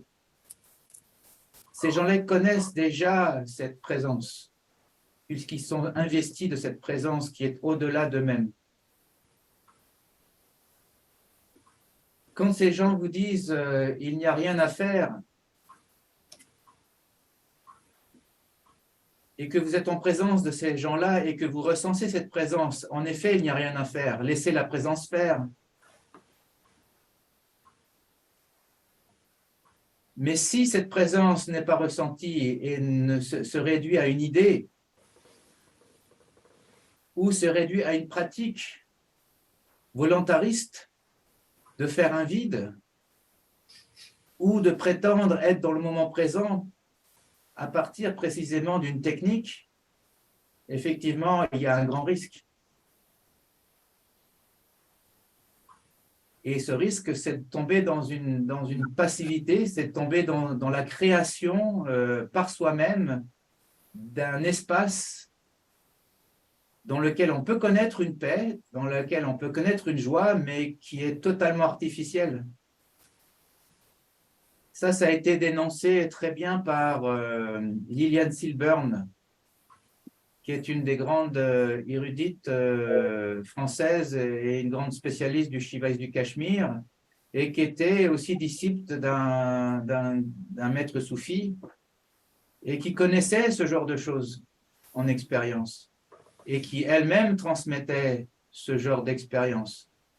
Il faut lire son livre, Liliane Silburn, Une vie mystique. Et elle va dire, en effet, que le grand problème, c'est de créer un espèce de vide à partir d'un élan qui n'est pas de l'élan du cœur, mais qui vient du mental, à partir d'une pratique, je dirais, volontariste. Enfin, je pourrais répondre comme ceci, je ne sais pas, est-ce que Julien, l'avocat du diable à Ottawa, est-ce que je réponds à la question? Oui, je te remercie beaucoup, Fabrice. Merci à toi. Okay. Tu as une deuxième question, Fabrice, donc de Catherine. À propos de la porte qui s'ouvre au moment de la mort, qu'en est-il si la personne a pris des médicaments type anesthésiant, comme on peut en donner parfois en fin de vie, ou en suicide assisté, comme dans certains pays? Ouais, c'est une question difficile pour moi de répondre, hein, bien sûr, parce que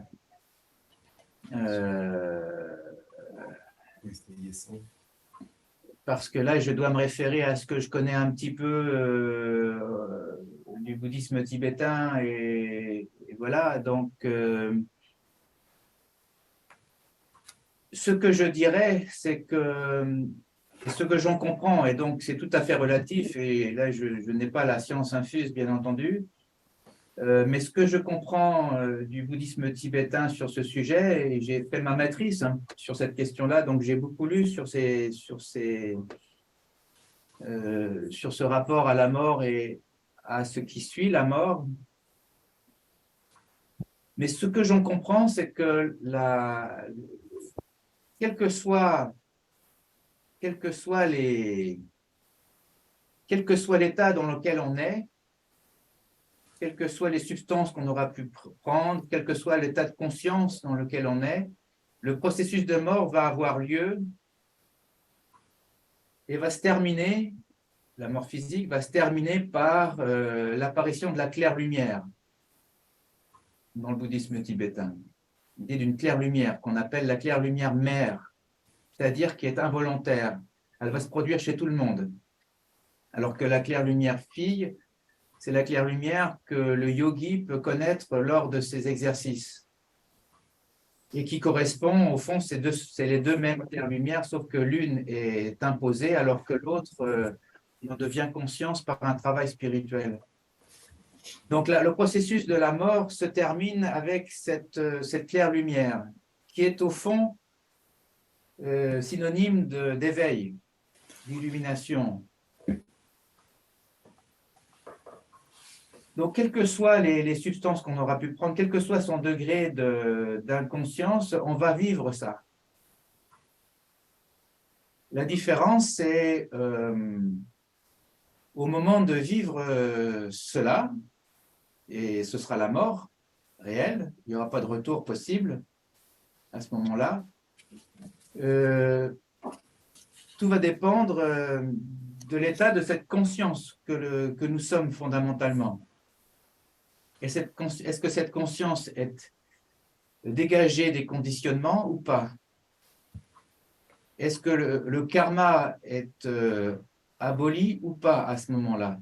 Alors, oui, il va être aboli puisque la claire-lumière va apparaître, mais est-ce que les tendances elles-mêmes vont être assez maîtrisées, éliminées, purifiées, etc., pour que cette apparition de la claire-lumière mère se transforme en illumination définitive. Voilà. Donc, mais je ne crois pas que ce soit lié, en tout cas, c'est la compréhension que j'en ai, je ne crois pas que ce soit lié au fait d'avoir pris un certain nombre de substances, etc. avant, même si il y a cette idée dans le bouddhisme tibétain que la dernière pensée va déterminer notre futur après la mort. C'est-à-dire que si ma dernière pensée, ma dernière émotion, c'est la colère, alors cela va déterminer mon passage. Alors, c'est des questions complexes, hein, bien sûr. C'est un point que je vais développer dans un séminaire qui va s'appeler Vivre sa mort et vers quel au-delà, et que je donne dans le cadre de Solars Expérience, et qui va avoir lieu en avril, en mars-avril, je crois. Donc, avec une amie qui travaille en soins palliatifs, et on va aborder la question de la mort sous différents angles. Et donc, j'en parlerai plus à ce niveau-là.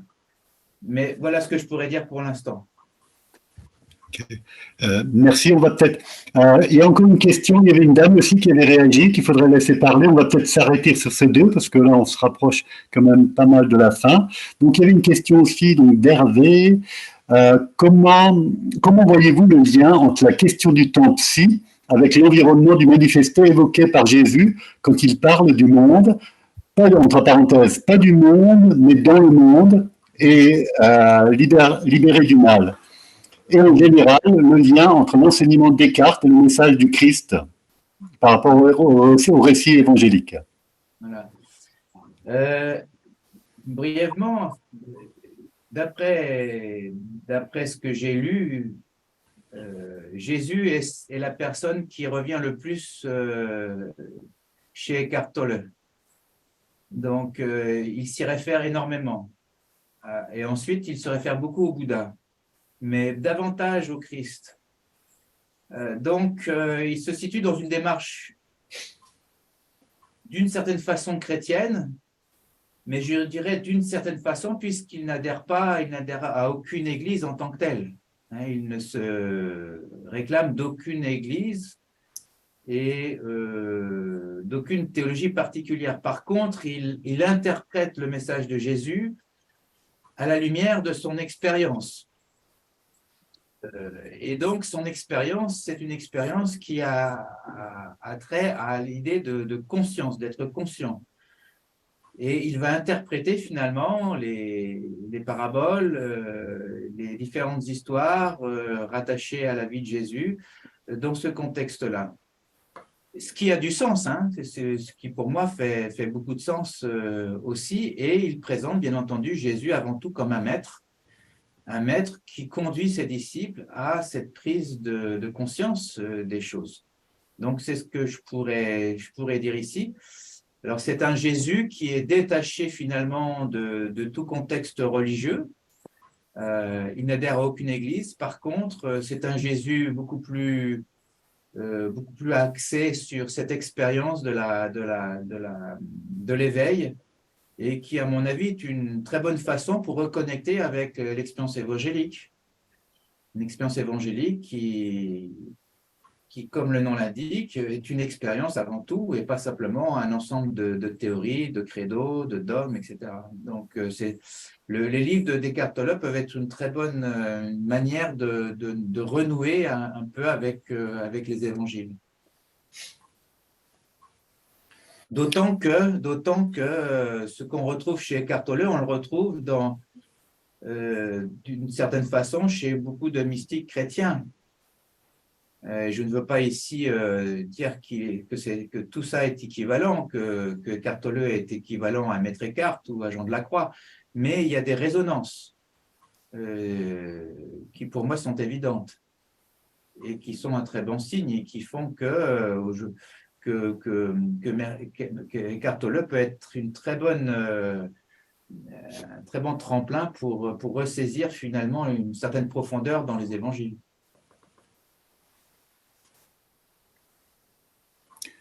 Okay, ben, merci pour cette réponse. Je crois qu'il y avait une dame qui voulait réagir, donc je lui demanderai d'être effectivement très, très concis et précis pour que tu puisses encore répondre.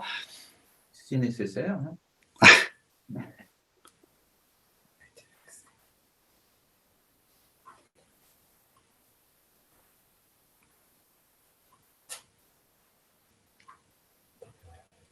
Ah. C'est peut-être moi dont il s'agit, mais en fait, à part une question qui serait de savoir quel est l'apport de Saint Ignace,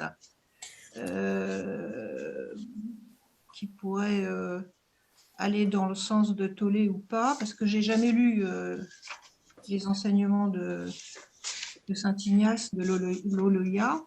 Moi, en fait, je voulais plutôt partager une expérience, donc je ne voudrais pas être trop longue, donc arrêtez-moi si ce n'est pas intéressant pour vous du tout. Moi, j'ai retenu la notion de victime-bourreau, parce que c'est ce que je vis quand je travaille sur des vies humaines.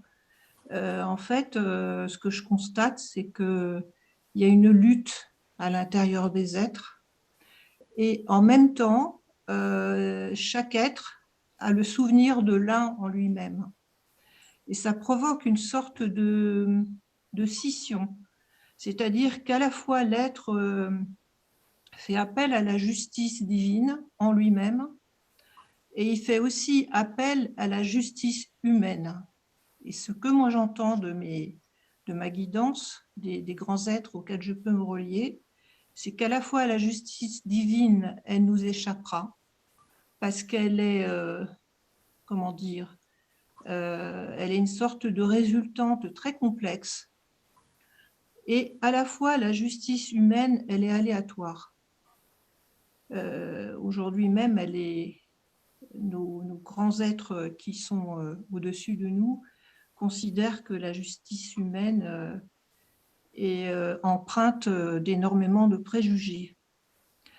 Et dans cette espèce de conflit, il vient à un moment donné de chaque être où on doit traverser des expériences et l'homme se sent profondément perdu. Il est perdu aussi parce qu'à l'intérieur de lui, en effet, il y a le rôle de la pensée, d'une sorte de semonce intérieure qui lui dit « je peux, je dois ». Et il n'arrive pas à quitter cet état. Il y a aussi des êtres éveillés, enfin moi c'est comme ça que je le vis, parce que je les vois, et c'est un peu comme si ces êtres étaient venus pour nous aider, pour nous enseigner, mais en fait ils se retrouvent dans un état où comme s'il devait être un peu, tout devait se passer facilement, alors qu'ils viennent aussi, et nous sommes tous là pour traverser des souffrances. Et je reviens un peu à ce que vous disiez, parce que pour moi il y a un maître mot, c'est l'acceptation. L'acceptation en soi des expériences que nous devons traverser pour en tirer un enseignement. L'important, ce n'est pas de s'attacher à l'expérience douloureuse que l'on peut vivre, c'est d'en comprendre l'enseignement. Et ainsi, nous allons d'expérience en expérience. Ce qui me gêne avec Tollé, c'est comme vous l'avez dit, c'est qu'il vit un foudroiement. Et à ce titre, il est arrivé à une vie où, en quelque sorte, il a à la fois un enseignement à transmettre, mais ça ne veut pas forcément dire qu'il est retenu, il est la mémoire de tout le chemin que l'on parcourt. Parce que pour moi, dans ses vies passées, Tollé, il est arrivé à un certain point où cette vie-là lui a permis de vivre ce foudroiement. Et pour moi, il y a différents chemins. On peut emprunter le chemin d'un foudroiement ou d'une illumination, mais il y a plusieurs chemins. Il y a le chemin de Saint-Jacques, les alchimistes suivent une autre voie, il y a d'autres voies rapides qui étaient dans les textes sacrés d'autrefois, qui ont été complètement gommés, parce que tout le système religieux n'a pas souhaité que ces enseignements parviennent aux humains. Ce que je veux dire aussi autre chose, c'est qu'au début, vous disiez que la pensée, le corps de souffrance, ça, je trouve ça très intéressant dans le discours de Tollé. Pour moi, mon expérience à moi, c'est qu'il ne fait pas suffisamment cas des émotions. C'est-à-dire que quand je peux soigner des êtres humains, je m'aperçois que certains êtres sont pris dans des émotions tellement fortes. C'est un petit peu comme si tout se déconnecte. Et l'émotion, elle est là, complètement prégnante de vie en vie. Je ne peux pas toujours m'expliquer pourquoi certaines émotions sont lavées, nettoyées. Moi-même, je sais être décédée dans un camp de concentration avec ma fille. Pour autant, je n'ai aucun souvenir des souffrances de cette vie-là. Mais j'ai en moi, par exemple, une énorme souffrance d'une vie, on va dire, une vie où je devais apporter des choses aux hommes. Et celle-ci, je lutte encore pour m'en débarrasser. Donc, comment expliquer? Alors, je voulais aussi dire autre chose. Oui, donc le rôle des émotions, pour moi, il est sous-estimé. Et il y a même certaines vies où seuls des grands êtres, des archanges, des anges, Jésus, Marie, peuvent nous aider à les effacer, à les dépasser. Je pourrais dire beaucoup de choses. Alors, le temps, le corps, moi, je suis tout à fait d'accord. Parce que dans les exercices qu'on me confie, il y a par exemple un exercice tout simple qui consiste à mettre ses deux mains sur le cœur pour savoir si quelqu'un que l'on rencontre ou une expérience est bonne pour soi. C'est un exercice tout simple, mais ça revient à ce que vous disiez, c'est-à-dire qu'une des clés, c'est de se relier sans arrêt à notre corps énergétique et à nos organes, à nos membres. Alors, je me permets de vous lire une petite prière qu'on m'a envoyée il n'y a pas très longtemps, qui me parle beaucoup au niveau de ce pré-moment d'une illumination, où il est question d'identité. En fait, il y a une grande clé, c'est effectivement de revenir à soi, de retrouver la confiance en soi, parce que je crois que beaucoup d'humains ne se rendent pas compte, mais on a perdu la confiance en nous. Cet amour dont vous parlez, en fait, on l'a perdu. Et une des clés, c'est retrouver la conscience de son identité. Et je vous confie cette prière, si elle peut vous intéresser. Je suis un enfant de la terre, aimé, choyé et désiré. Je cesse de me battre, car je n'ai rien à prouver. Si l'autre ne peut m'aimer tel que je suis, je pardonne et je libère. Dans la sagesse du cœur et mon lien à la terre, je trouve le réconfort et la justice que je cherche à l'extérieur. Je comprends que l'autre n'est que le miroir des fragments de mes moi dépossédés de leurs racines. Mon besoin d'identité n'est pas lié à l'acceptation d'un autre que moi. Je comprends que quelles que soient les épreuves et les contextes extérieurs, rien ne peut éradiquer ou affaiblir ma lumière. J'ai foi en ma lumière. J'ai foi en ma juste place et dans les bras aimants de la terre. J'ai ma place ici et maintenant que cette place soit reconnue par un tiers ou non. Cela ne m'appartient pas. Moi, je trouve que cette phrase, cela ne m'appartient pas, c'est quelque chose qui est assez difficile à réaliser. Seul compte l'instant présent et ma capacité à m'aimer, car je suis celui ou celle qui prodigue l'amour en toutes circonstances. Je n'ai rien à justifier. Il me suffit d'être et de m'autoriser à être aimé. Quelles que soient mes origines, j'ai ma place ici et maintenant, et cela est juste. J'avais envie de vous lire cette prière parce qu'elle correspond un peu à ce que vous tentiez de dire, enfin ce que Tollé essayait de dire. J'ai une dernière chose à dire, c'est le temps. Parce qu'en fait, le temps, c'est un théâtre, en vérité. Merci Edwige, c'était intéressant comme échange. Je vais peut-être laisser la parole à Fabrice pour qu'il puisse conclure, disons, la vidéo. Merci de l'échange. Ben, merci beaucoup et puis pour cette prière aussi. C'est sûr que Eckhart Tolle